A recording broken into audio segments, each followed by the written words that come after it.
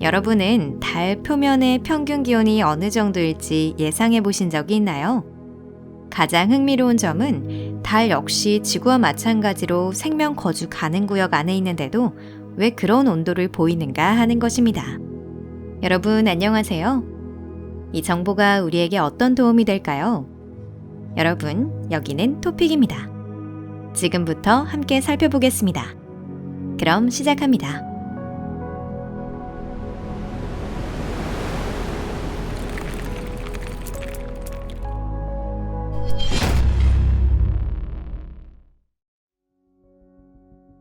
극명하게 대비되는 달. 달의 기온은 낮과 밤에 따라 극적으로 달라집니다. 달의 하루, 즉 낮과 밤을 합친 기간은 매우 길며 태양계의 대다수 위성처럼 달도 조석 고정 상태에 묶여 있습니다. 다시 말해 달의 자전 주기와 지구를 도는 공전 주기가 동일하다는 뜻이죠. 달의 한 달은 지구 시간으로 약 27일이 조금 넘기 때문에 달에서는 낮과 밤이 각각 거의 2주씩 이어집니다. 이렇게 긴 시간 동안 달은 먼저 태양빛에 강하게 달궈졌다가 곧바로 급격히 식게 됩니다. 적도 부근에서는 낮 기온이 섭씨 120도를 넘기도 하고 밤에는 영하 170도까지 떨어질 때도 있습니다. 참고로 지구에서 공식적으로 기록된 최고 기온은 유명한 데스밸리에서 측정된 섭씨 56.7도입니다. 최저 기온은 남극 돔 후지 기지 인근에서 관측된 영하 91.2도였죠. 물론 이는 단 한 번의 극한 현상일 뿐 평소에 반복적으로 나타나는 온도가 그렇게까지 극단적이지는 않습니다. 애초에 현재 지질시대에서 지구의 평균 기온은 대략 15도 정도인데요. 과거에는 지금보다 훨씬 따뜻했던 시기도 훨씬 추웠던 시기도 있었습니다. 이는 대기의 구성 변화 등 여러 요인에 의해 좌우됩니다.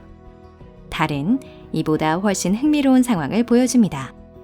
이미 눈치채셨겠지만 달은 낮에는 지구보다 훨씬 더 뜨겁게 달궈지고 밤에는 훨씬 더 차갑게 식어버리죠. 다만 극지방에는 태양빛이 전혀 닿지 않는 곳도 존재합니다. 태양이 늘 지평선 아래에 머무르며 산과 크레이터의 벽에 가려져 있는 지역이기 때문이죠. 그곳에서는 기온이 영하 170도를 웃돌 일조차 없습니다. 그렇다고는 해도 이런 극심한 온도차는 모두 달 표면에서만 나타나는 현상이며 토양 내부에는 거의 영향을 주지 않습니다. 실제로 지표에서 불과 1m만 아래로 파고들어도 온도 변화는 거의 느껴지지 않고요. 그 깊이에서는 시간대나 위도에 상관없이 기온이 일정하답니다. 현재 추정되는 온도는 대략 영하 35도 정도라고 하는데요. 아마 이 수치가 달에서 가장 평균적인 온도로 봐야 할 겁니다. 즉, 달은 얼마나 추운가 라는 질문에 대한 정답은 혹독한 겨울의 온대지방 정도라고 할 수 있겠네요. 그런데 여기서부터가 흥미로운 부분입니다. 아까도 말씀드렸듯이 지구에서 달까지의 거리는 지구에서 태양까지의 거리와 비교하면 무시해도 좋을 정도입니다. 지구도 달도 동일한 양의 태양 에너지를 받고 있는데 왜 이렇게까지 차이가 나는 걸까요? 대기, 그것만으로는 설명되지 않는다. 이 질문에 대한 가장 단순한 답은 초등학교 과학 시간을 성실히 들은 분이라면 누구나 떠올릴 수 있습니다. 핵심은 대기인데요. 지구에는 두꺼운 대기가 존재합니다. 물론 금성과 비교할 정도는 아니지만 애초에 그럴 필요도 없죠. 지구 대기는 몇 가지 매우 중요한 역할을 합니다. 첫째, 대기는 열을 붙잡아 우주로 빠져나가지 못하게 합니다. 둘째, 대기 순환을 통해 열을 지구 전체에 보다 고르게 재분배해주죠. 반면 달에는 사실상 대기가 없습니다. 달은 수소, 헬륨, 네온, 아르곤으로 이루어진 외기권으로 둘러싸여 있지만 표면 기압은 지구의 1조 분의 1에 불과합니다. 이런 대기가 달의 온도 조건에 미치는 영향은 극히 미미하니 과감히 무시해도 좋을 정도이죠. 온도란 본질적으로 분자 운동의 활발함을 의미합니다. 대기 중에 분자가 거의 없다면 열 전달 역시 일어나지 않습니다. 게다가 우주의 진공은 열을 전도하지 못하죠. 이 원리는 별에도 그대로 적용됩니다. 항성은 대류가 아니라 빛을 통해 행성을 데우는 것입니다. 하지만 대기의 존재 여부만으로는 모든 퍼즐이 맞춰지지 않습니다. 다른 중요한 요소들도 있으니까요. 예를 들어 천체의 질량이 그 중 하나입니다. 집안일을 조금이라도 해본 분은 아시겠지만 끓는 물이 담긴 냄비는 같은 물이 담긴 머그잔보다 훨씬 천천히 식습니다. 하지만 가장 결정적인 것은 대기의 구성, 즉 어떤 기체가 얼마나 포함되어 있느냐입니다. 우리가 아는 한 지구는 태어난 이후 궤도를 거의 바꾼 적이 없고 지금과 거의 같은 궤도로 태양을 돌고 있습니다. 태양도 처음부터 이렇게 강렬하게 빛난 것은 아니지만 지질학 역사 대부분 동안 지구는 지금과 거의 동일한 에너지를 태양에서 받아왔죠. 그럼에도 지구의 기온은 지질 시대마다 크게 요동쳤습니다. 초기의 지구는 뜨겁다까지는 아니어도 상당히 따뜻했던 것으로 보입니다. 아직 완전히 식지 않았던 데다 운석 충돌과 화산 폭발이 끊임없이 열을 더했기 때문이죠. 지구 형성 후 첫 20억 년 동안 지구는 지금과는 전혀 다른 대기를 가지고 있었습니다. 그때 지구 대기에는 산소가 없었고 대신 이산화탄소와 메탄이 대량으로 포함되어 있었죠. 이 기체들은 강력한 온실효과를 일으킵니다. 그래서 초기 태양이 지금보다 약하게 빛났음에도 독특한 대기 조성 덕분에 지구는 매우 온난했습니다. 이후 대산화 사건 GOE라 불리는 일이 벌어졌습니다. 기억이 가물가물하실 수 있으니 간단히 되짚어 볼게요. 진화 과정에서 광합성이 가능한 최초의 단세포 생물이 등장했습니다. 이 생물들은 오늘날 식물처럼 이산화탄소를 흡수해 산소를 만들어냈습니다. 그 결과 대기 중 이산화탄소 농도는 급감하고 산소가 증가했습니다.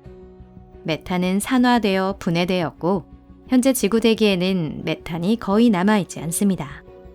온실가스가 대폭 줄자 지표는 급격히 냉각돼 적도 부근까지 빙하가 맞닿는 눈덩이 지구 상태에 빠졌습니다. 이 상황은 생물들이 호흡으로 이산화탄소를 내뿜어 그 가스가 다시 축적되어 현재 지구를 데우는 온실 효과가 재개될 때까지 약 2억에서 3억 년 동안 지속됐습니다. 바다가 수행하는 역할도 큰데요. 기온이 오르면 바다는 열을 저장했다가 다시 기온이 떨어지면 그 열을 방출하기 시작합니다. 말하자면 바다는 일종의 행성 사우나로 기능하는 셈이죠. 왜 이것이 중요한가? 만약 지구의 대기도 바다도 없고 크기마저 더 작았다면 지구의 기온은 달과 크게 다르지 않았을 것입니다. 지표에서는 마찬가지로 극심한 온도차가 나타났겠지만 지하 몇 미터만 내려가면 영구적으로 영하 35도의 세계가 펼쳐졌겠죠. 물론 그 환경에서는 생명이 탄생할 수 없었을 것입니다. 그렇다면 왜 이것이 중요할까요? 과학자들은 수많은 외계 행성 중에서 생명, 나아가 지적 생명이 탄생할 수 있는 후보지를 고를 때 일반적으로 생명 거주 가능 구역, 골디락스 존에 위치한 행성에 주목합니다. 생명 거주 가능 구역이란 항성을 도는 궤도 중 행성이 충분한 복사 에너지를 받아 표면에 액체에 물이 존재할 수 있는 범위를 말하는데요. 하지만 그 영역 안에 있다는 사실만으로는 아무런 의미가 없답니다. 거기에 있어도 적절한 대기 조성과 해양, 그리고 여러 요소가 갖춰지지 않으면 달처럼 너무 추울 수도 있죠. 반대로 대기가 지나치게 두껍고 주성분이 온실가스라면 금성처럼 불지옥이 되겠고요. 실제로 달의 사례가 이 점을 명확히 보여줍니다. 따라서 우리는 외계 행성과 항성 사이의 거리 외에도 최소한 그 행성의 대기 구성을 알아야 합니다. 이를 위해서는 수십, 수백, 수천 파색 떨어진 곳까지 분광 관측을 할 수 있는 고성능 장비가 필요할 것입니다.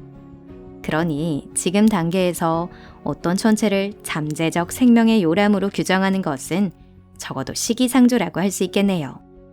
이 영상이 마음에 드셨다면 좋아요 버튼을 눌러주시고 SNS에 공유해 주시면 좋겠습니다.